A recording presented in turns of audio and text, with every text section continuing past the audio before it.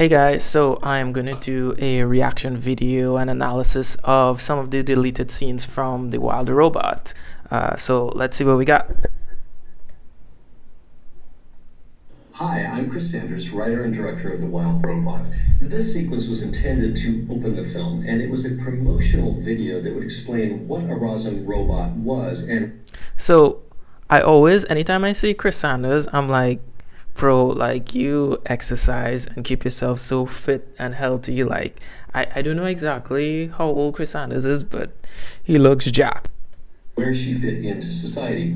Eventually, the sequence was relocated into the robot graveyard, and it was a wonderful moment where Roz saw this video, and it was a revelation as to what she was supposed to really be doing and where she was really supposed to be. But this is as it was, boarded by John Puglisi, the opening of the film.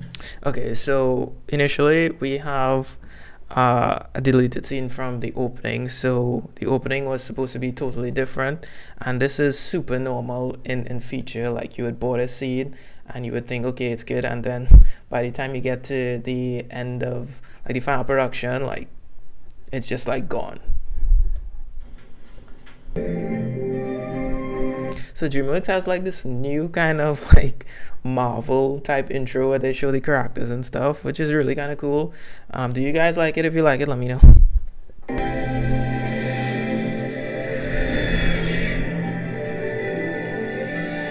At Universal Dynamics, design. So I forgot to mention that the board artist John Puglisi, he actually worked on the movie I worked on at Netflix, and he came on kind of like temporarily to kind of help us board.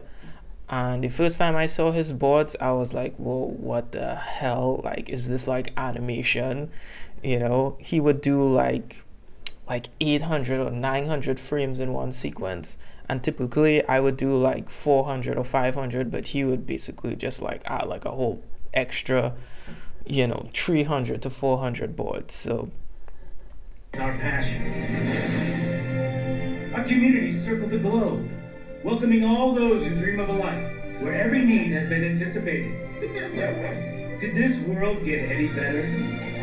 Here you go. It has. Introducing the Razum line of helper robots. So you could initially see that when John is boarding stuff, he keeps it really loose, really rough, and like his style is more focused on like the movement and like smooth movements rather than adding tone and stuff. These robots are designed to fit seamlessly into our communities, even your homes. They're only designed to find ways to help you. Let a Razum manage the mundane, delighting in the So like from this opening, you could see that they initially wanted to kind of introduce what a Razum was, what company made it, and this is something that I typically would be like, okay, because one of the things I bumped on initially on the Wild Robot opening, it was just like a really cold opening, like she's just on the island and you kind of have to figure it out. But then you realize that what Chris wanted to do is, instead of like just telling people stuff, he showed people stuff, and this is what this opening is doing. It's kind of just telling everybody what a Roz is instead of like showing what a Roz is, what they've actually did in the final cut of the film. and triumphing over the tedious, so you can have even more free time. Even playtime with the kids can become quality time for you.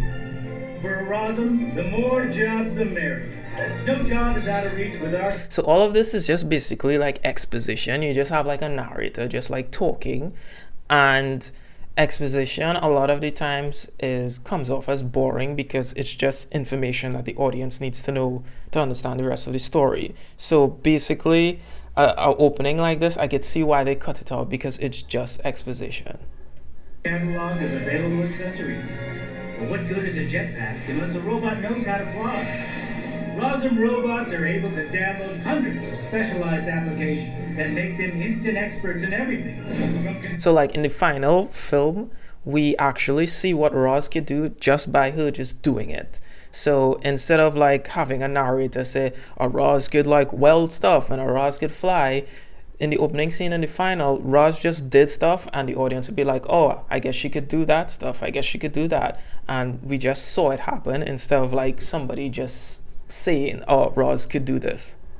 Construction, to medicine, business, infrastructure, science, agriculture. So all of these abilities were like shown to the audience in some way in the final version, instead of like, Roz could do this. And beyond. Rosm robots are learning robots. Their attractive exterior makes them perfect waiters, valets. So if you look at the boards here, you could tell that John sequence had finished, and this looks like Chris Sanders actually started this portion of the opening sequence, and that's pretty common. Sometimes board artists, their scenes would kind of overlap, and one artist would work on another artist's sequence, etc. Their electromagnetic transitional panels can reconfigure in a blink. And solar surfaces mean they can charge whenever they're in the sun. And you can see how the technique has changed, right? With Chris, he's not really focusing on like backgrounds and stuff, but with John, he was including the background, and Chris is just focusing more on like the ability of the robot. Every day when you live in a Universal Dynamics domed metropolis. Rosm, be everywhere. Everything, anytime, any task. Robot of your future. If anyone was just wondering, should I put color in my storyboards or can I put color in my storyboards, you have your answer. If Chris is doing, you can do it too. But just do it in a useful way.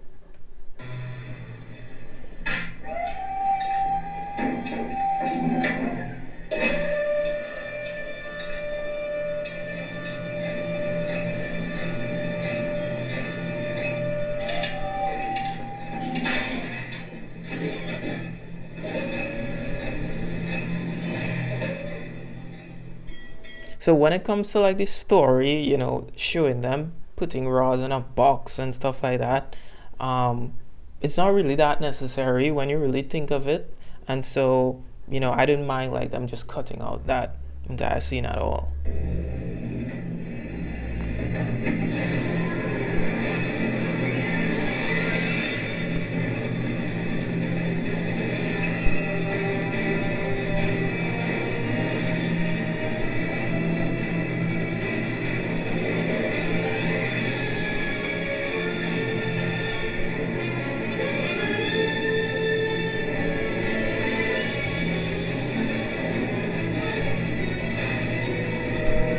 Props to all the editors that edit these boards and make them look like so good, and and add the sound effects and stuff. It really adds to the sequence.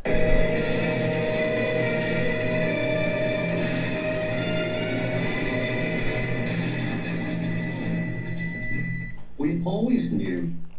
So that was the first scene. I totally understand why they cut out that scene or redid that entire scene, because just starting a scene with just full-blown exposition is one of the easiest things you can do, because you just basically tell the audience information, right, instead of like showing them. And I think the way that they had Roz on the island actually showing her abilities while trying to interact with the animals was a way better storytelling element for the film, rather than having a narrator just explain all her abilities, right? There's one more scene that we're gonna take a look at.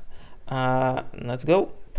As this is a version where we see how her overprotective nature was causing Brightbill to be a bit of an outcast.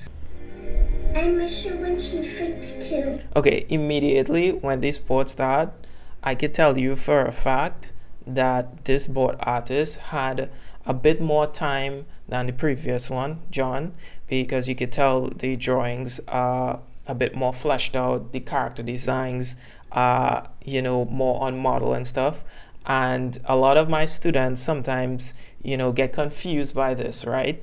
And, sometimes they might want to do pretty drawings. And I always tell them that the reason why you see different levels of detail or character modeling in different boards is because each board artist had different amount of times or different deadlines. So some people might have a week, some people might have 2 weeks for a certain scene. So some board artists have the opportunity to keep things more on model or to actually add tone and lighting and stuff like that.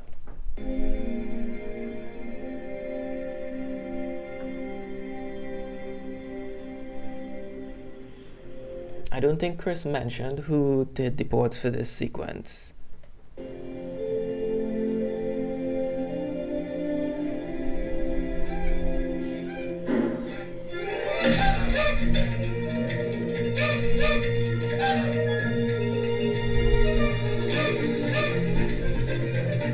Okay, so this board artist kind of just added a bit of color to Brightbill's hat. Maybe for clarity, I think that's the only reason why. So it maybe might feel more like a peanut hat, but other than that, I have no idea why they would add color there. But you know, for clarity, I guess. Hello, bonjour, konnichiwa, pajamba. I'm Gosling0186. You can call me Bright Pill. What's in the stuff? My mother expresses love through synergistic systems of layered security. Why do you look so cool? It's the helmet and the floaty things, but mostly the danger field. So one of the things that I learned about the voice acting is that usually we would do boards and then the actors would come in and record their voiceover to the storyboards. Amazing. Mom, where are my feelers? What are you talking about? Oh boy. Brightbill's mom loves him more than you love us. So much love. Oh, this isn't love. This is something else. Hello, Pigtail. Cool. No. Aww. I think I saw one of your kids get shot into a lake. Pretty sure she floats. Ross, let's talk. You can't protect him from everything. Risk is part of it. Damage is to be avoided at all costs. So you can see this board artist, they simplify their scene by giving Roz like a tone, and then the creature, the little mother creature, a darker tone, and then they put like the background. So they have like a different style from Chris and from John. So every board artist you see will always have like a different way that they try to find clarity within a scene. Tell me about those scars. Thorn attack. Broke my power cord. That's what they took. But what did they give you? Funny how life works. Funny. He needs to swim. So initially when watching this, I could tell that this scene is obviously a conversation scene, right? And the previous scene where John did was more of like action oriented. You're seeing like different rises, different scenes, different transitions and stuff like that. And what you need to know as a board artist is that you are assigned scenes based on your strengths, right? So Chris probably assigned this scene to a board artist who is good with conversation scenes and staging scenes where people are talking and making them more interesting, while John got a more complex scene with a lot of movement and action and stuff. And John also did a scene on my film at Netflix before it got cancelled, a scene that had a lot of movement, a lot of magic, a lot of transportation from here to there. And so I guess he's a board artist that takes on a lot of those scenes, right? So remember, when you're doing boards for your portfolio, you want to do scenes that you like to do, because they are gonna give you scenes based on your strengths, not what you don't have in your portfolio, right? He needs to fly. He needs to leave this island and leave you. If he doesn't, by winter he'll die. By protecting him, I am ensuring his death. Scars are proof we didn't just sit life out. It means we were part of it. It means we played the game. Why do you help me? I don't know. There's something about you that breaks my heart. Okay, so you can tell that the mother character is still in development, because she has more like a kind of like kind demeanor, where in the final version she has more of like this been there done that kind of mother. So you can see how the character is still like evolving through the process of the storyboarding and the different versions of the film. But that is all the deleted scenes that are on the special features. If you guys enjoyed my reaction and my analysis to these deleted scenes, let me know. I'll try and do more deleted scenes of animated films or analysis. So maybe it might help you with your storyboarding, right? And I always recommend that you guys go and watch deleted scenes from animated films on YouTube, right? So guys, thanks for watching, and I will see you in the next one. Make sure to like and subscribe, and thanks for watching.